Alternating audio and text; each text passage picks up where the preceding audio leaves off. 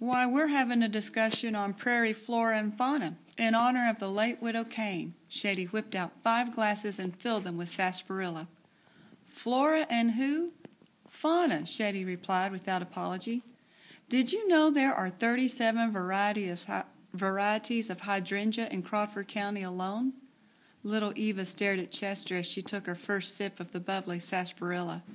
Then, being eye level with Jink's peephole, she peered right at him and giggled. Chester banged his glass down on the table. This is a bar, Shady, not a ladies' tea room. He tossed a coin onto the table, nearly running into the Hungarian woman as he stormed out. Jinx's hiding spot was getting stuffy, and his feet tingled from lack of circulation. But even after being spotted by Eva, he couldn't take his eye away from the drama unfolding before him. The Hungarian woman, her bracelets and beads jangling, took her place alone at the bar. Shady filled a shot glass for her and couldn't help smiling. Never had there been such an array of people in his establishment. Some were regulars, unbeknownst to their wives, while others would normally sooner be caught dead than set foot across his threshold. But here they all were. Sitting on the floor, Eva played with her set of colorful nesting dolls, removing one hollowed-out and brightly painted doll from inside the other, while everyone waited for someone to speak. Jinx breathed a sigh of relief. It looked like Miss Larkin wasn't going to make it after all. But then the door burst open, and Miss Larkin came in, wagging her finger. She hadn't been invited either. "Shady, I've got a bone to pick with you. That hooligan you've got staying here." She stopped, realizing that Shady's saloon was full of people who she was fairly certain were not his usual crowd. "What's going on here?" Shady just whistled nervously and wiped out a few more whiskey glasses. "Come on in, Eldora." Hadley pulled up a chair for her at the Sibyllus's table. "We're just having a little town meeting, so I guess this pertains to you too." Miss Larkin was apparently too stunned to speak and quietly took her seat, clutching her handbag in her lap. "Thank you all for coming," Hadley continued. "I think we all know why we're here, except for maybe Miss Larkin. My apologies, Eldora. In a nutshell, Arthur Devlin needs the piece of land belonging to the late Widow Kane.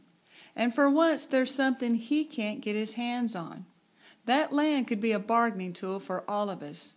He has to get his vein of coal, and if we own the Widow Kane's land, he'd have to go through us to get it."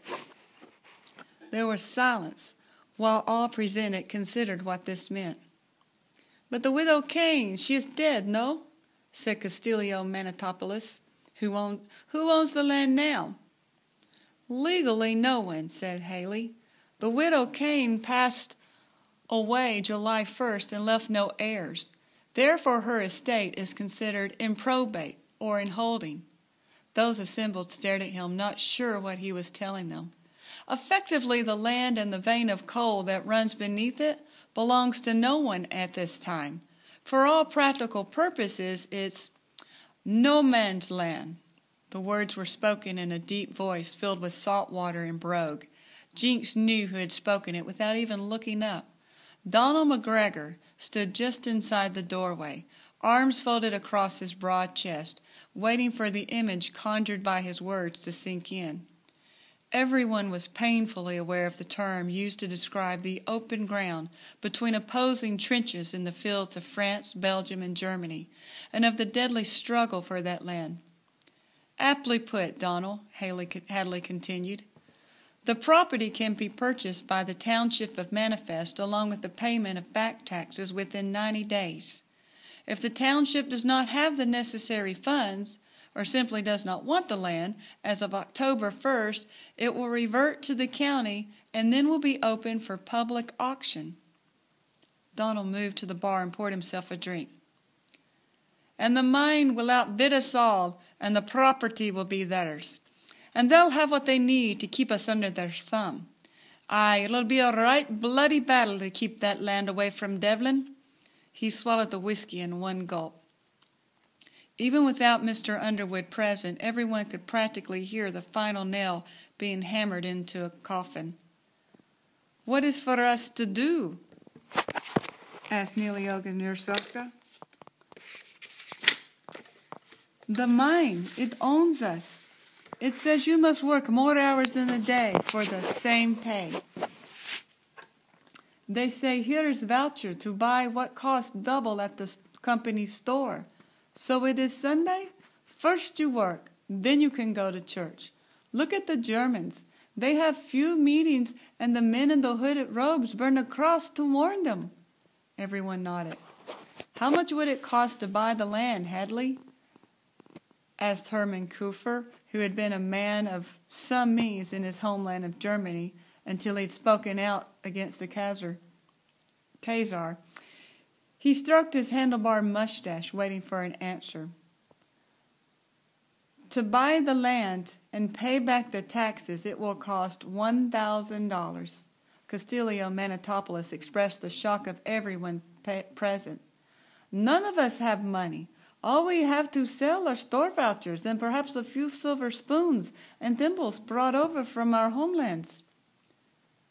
What about the skills that we bring? Asked Kazimar Silbas. I was a tailor back in Poland. I can make suits. Surely there are others who can make goods or provide services for money. And who would pay for these? Asked Nicolia. Yes, I make shoes, but here who will buy my shoes? As you say, we have no money. Besides, argued Olaf Ackerson, Burton and his pit boys, they will know what we do, and they will take action against us. Remember Shane McQuaid? He lost his job at the mine for merely suggestion that the men to not work on Sundays. We have children to feed. Etta Cyplus rested a hand on her swollen belly, carrying her sixth child. They are right, Castilio said. We cannot risk opposing the mine. There would be consequences. There was a fearful rumble of assenting, and the room grew quiet. There seemed to be no more to say. Little Eva continued playing with her nesting dolls, opening a larger doll to take out a smaller one and holding it in front of the peephole for Jinx to see. Fortunately, no one took notice of her. Jinx carefully reached down to rub his left foot, hoping the meeting would end soon. The Hungarian woman plunked her shot glass down on the bar and wiped her mouth with the back of her hand. Do you forget where you come from? She stared them down. What about the others who depend on us? Those who are left behind. Her breathing was heavy. Kazimar Cybolski. She raised her chin at him. When your village was attacked, did your grandmother not hide you in the barn? Did she not give you her life savings to send you to America? Castilio Manitopoulos, your mother, did she not work 3 jobs to provide you with the chance to make the same voyage? And Nicola Yarsakia, what about your family? They had a choice to make. Which son will go to America and which son will be forced to join the army? Your older brother. He insists you go and he will stay. No? There was a stunned silence, and they hadn't realized she knew so much about them. They sacrificed to send us here, she continued. And for what? To live a dream of freedom and prosperity? Pish! They would be ashamed of us. What is to deny the Devlin mine to those who have risked everything? Her words lingered. Those in the room who had remained unnamed looked into their own past, their own stories of coming to America. Until a moment before, these people in Shady's bar had thought they knew little of each other, as they hunkered with their own kind in their own trenches. But with the Hungarian woman's words, they suddenly recognized something in each other. They shared the same blood, immigrant blood.